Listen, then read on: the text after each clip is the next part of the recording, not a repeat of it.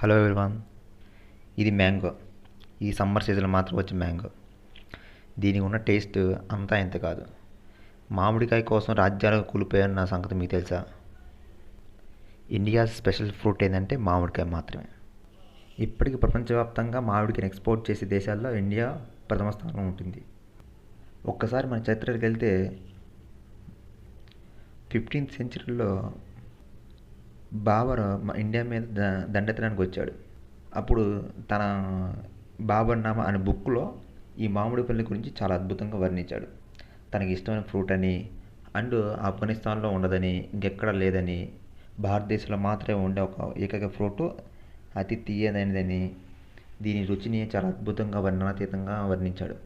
అంటే అంతకుముందు లేదా అంటే ఉంది, మన రాజులు కూడా బాగా ఇష్టంగా తినేవారు. కాకపోతే తన బుక్లో మెన్షన్ చేశారు కాబట్టి మనం చదువుకున్న చరిత్రల గురించి తెలుసుకుందాం.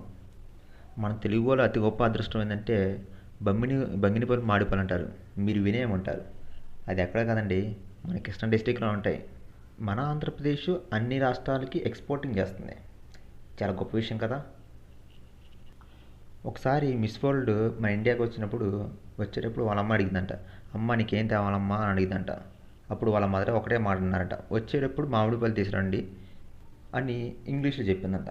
దాని ఒక బుక్లో ఆ టాపిక్ని ఒక బుక్లో మెన్షన్ చేస్తే ఆ టాపిక్ అనేది ఒక పేపర్లో పబ్లిష్ అయింది. సో మనం అర్థం చేసుకోవచ్చు మన దేశంలో మామిడి పళ్ళకి ఉన్న గిరాకీ, ఆ టేస్టు అద్భుతం.